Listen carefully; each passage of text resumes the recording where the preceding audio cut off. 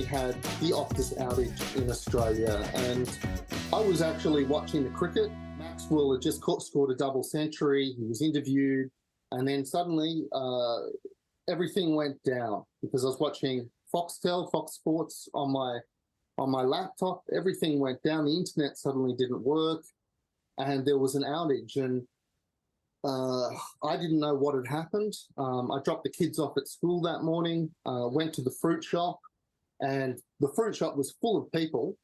And I asked somebody, what's going on? And everybody had said, oh, there's been some sort of a hack into the Optus system, and the whole Optus system is down, and nobody's got the internet. I went to Bunnings after that, and that was full as well. And people were out and about because they weren't following their normal internet routines, I guess. But this became a huge story, and Optus was out for most of the day. And what you also had was you had this trotting out of people onto the news channels, particularly politicians. So our Deputy Prime Minister came out onto the news, as well as the Communications Minister, and they both immediately went for the jugular with Optus, demanded that they provide, an ongoing update of what was happening, explain to people what was going on and what they were doing,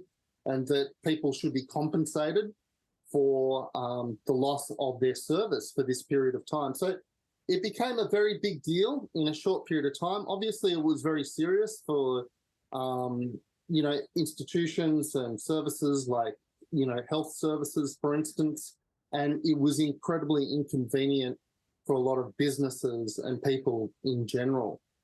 But since then, you've also had a continued backlash towards Optus. You've had the Optus CEO having to be guarded by police as they make public announcements or go to public hearings to account for what went wrong. And I personally am an Optus user, have been since I was 18 years old. I was contacted by Optus, and they were prepared to send a person to my house this week to discuss with me about how my internet could be improved. It turned out to be a bit of an upsell to a more expensive service, but it was interesting that they were prepared to go to that level of customer service. So over to you, Rigas.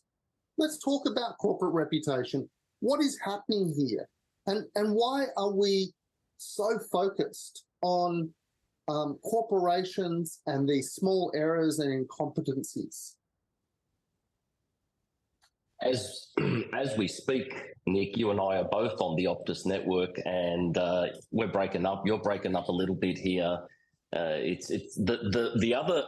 on Vodafone on the mobile network, and that same morning Vodafone was out as well.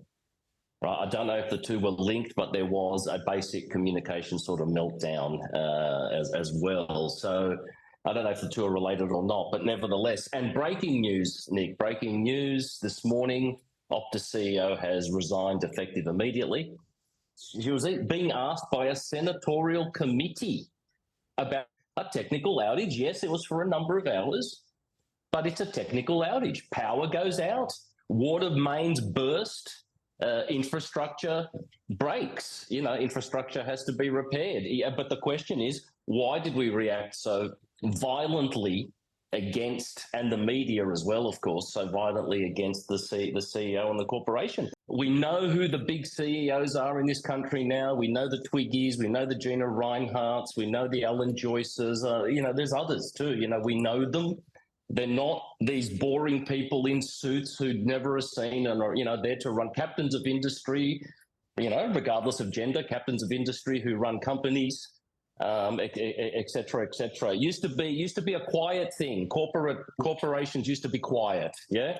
They used to be in the background. They used to sell their stuff. It used to be very, very quiet. And now it's become very loud. And the CEOs often act as types of politicians, wielding power, sparring with politicians, sparring with the public when in fact, I mean, it's a crazy situation. They're in a situation where they're supposed to be serving the public, making products that make us happy, and we part with our money, and they make profits as a result of making us happy, giving us what we want, right? That's how it all works. Why have we lost so much trust?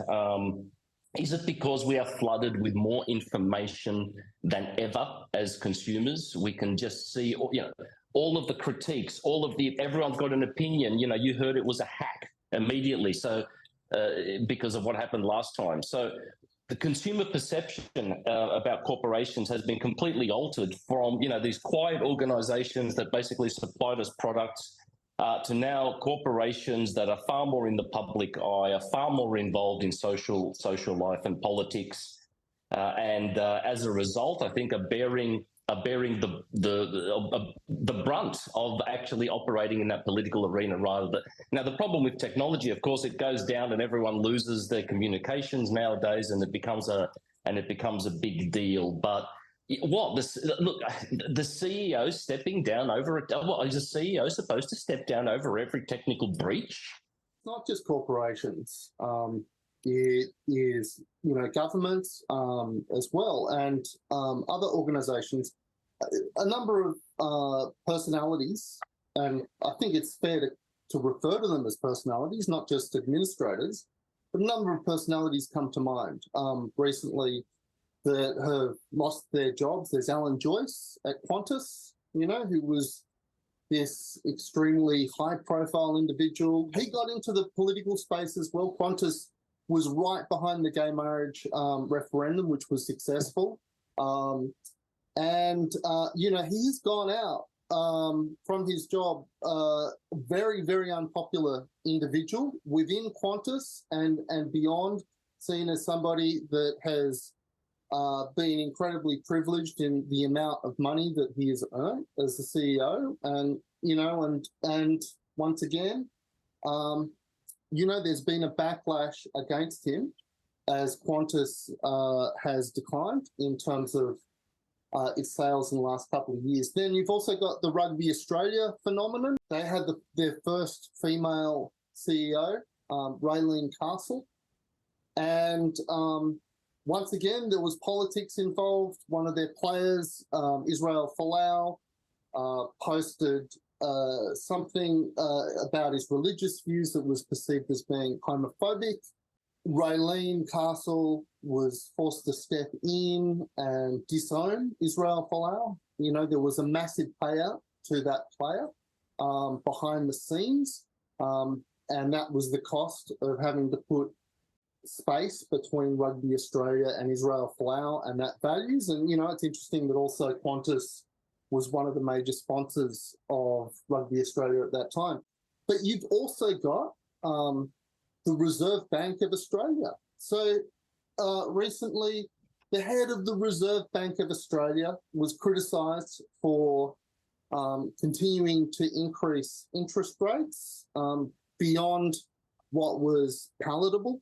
Philip Lowe recently was forced to resign. He's been replaced by his deputy, who seems like a carbon copy of him in terms of outlook and experience. And she has, of course, continued to face interest rates. So whether or not replacing him made any difference whatsoever to the function of the Reserve Bank is a mystery. And that's the thing. These are mysteries to most people. What happens in these corporate boardrooms? What happens at the CEO or administrative level, at that high level of corporations and governments, is a mystery to lots of people. And not just that, I think in recent times, when you see a world in which there are these monolithic, huge organizations that have such influence on our lives, that create these miracles, as you put it, things like the internet, clean water, a legal system, all of this infrastructure that makes our world so comfortable.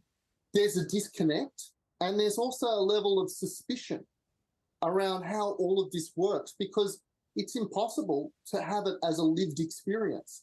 Our only lived experience is the end result.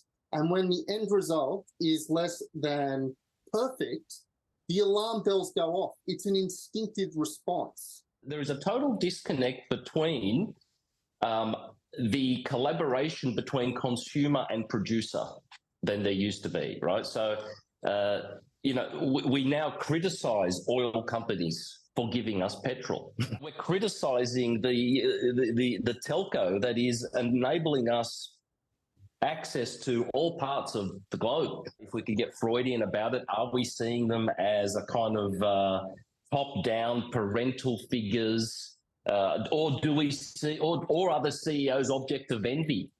Potentially, these people earning vast amounts of money don't care about us plebs who have to use their dodgy end product, that sort of thing, If you actually engaged with working class people, they would be the ones complaining least about these issues. Working class people tend to have an attitude of just getting on with it, just dealing with it, get the job done, etc., etc.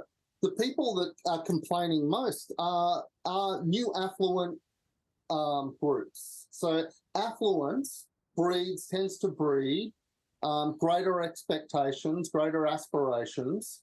And then from a psychological point of view, you could also argue that it creates a level of self-centeredness. You tend to care less about fundamental things and appreciate fundamental things less, and you start to move up the Maslow hierarchy in terms of your needs and think about things like ideological aspirations, identity issues, those sorts of things. So my belief, my position on this is that what we're seeing here is as a result of becoming a more affluent society and as a result of affluence in general. I think what you're saying is that we're spoiled. We're like we reach a level of affluence where we take on the psychology of a very spoiled young child who isn't getting 100% of what they want from mummy or daddy, in which case this might be Optus, or we're embarrassed by mum and dad, which case might be British Petroleum. We're embarrassed. You know what I mean? So have we regressed? Has our society regressed to the level where consumers are now basically kind of very, very spoiled, not even adolescents, but tantrum throwers? Our grandparents built the institutions that we rely on now, the governments and the corporations and, the public services were built by our grandparents. So they appreciated it, right? They were there to actually build those organizations, and they built them on firm platforms of values, of things like integrity and hard work and mutual respect and all those things. But now we're 2 generations, 3 generations on from that. And what we have are people that have inherited these, right? So they've inherited, they haven't had to work for them. There's a sense of entitlement there. There's that word entitlement, which is spoken about unpopularly by certain individuals in the public sphere. And to the point where probably a very perfectly competent person, CEO, who could lead that company from a business perspective, has to step down purely to satisfy the whims of a very, very spoiled public, and of course also a bunch of senators who are grandstanding, who are using senatorial inquiries to grandstand and go for the easy blood, go for the easy corporate blood, put them in front of us and we'll tear them to shreds and the cameras will be there. And I mean, I was watching the news that day because I obviously wanted to find out what had happened with Optus, and when the Deputy Prime Minister came out and just started ripping into Optus, and I just it's crazy. Why isn't the government offering Optus help? Why aren't they coming out and saying, all right, we're working with Optus to solve this problem? But no, it was like, Optus is the problem, go for the jugular, let's deflect any kind of attention away from the government and put it all on Optus. Ultimately, our diagnosis here is that the problem with corporate reputation is not necessarily the corporates, but by the changing spoiled psychology of the extremely affluent voter. Many CEOs and heads of organizations now are public figures. They're celebrities. They have a Twitter account. They regularly put out press releases. Right. They enjoy this level of cultural elitism, my thesis is yeah. the people that are envious of that are not the working class people. All right, the people that are envious of that are the nouveau riche, what we used to call the nouveau riche, and the established middle class and upper middle class. You know, they're the ones that are envious of the next level of economic and cultural elite. And that is exactly the way that class warfare, if you like, if you want to call it that, be a Marxist and call it class warfare for a second. That's the way it works, is that it is always the upper middle classes are the ones that aspire to the aristocracy, right? Always. It's the working classes do not, well, the working classes can aspire to the aristocracy, but that's all they're going to do, isn't it? They're never going to get anywhere close. Whereas the middle classes have got these trappings of the aristocracy, the fancy kitchen, the fancy car, like, you know, I've got a Merc just like Twiggy Forrest has a Merc, right? That sort of thing, right? So it's and it's debt. Of course, it's all debt fueled. We borrow the money, right? It's all debt fueled. The upper middle class carries massive debts because of the aspiration to become aristocrats.